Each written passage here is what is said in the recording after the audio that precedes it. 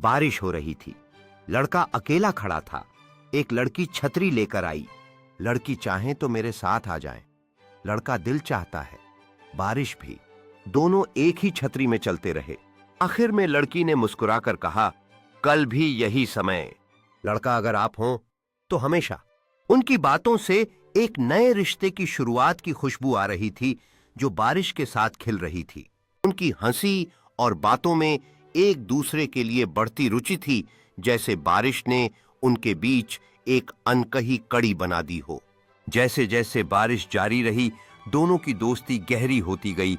एक हल्का सा खेल और खुशियों से भरा संवाद उनके बीच बनता गया।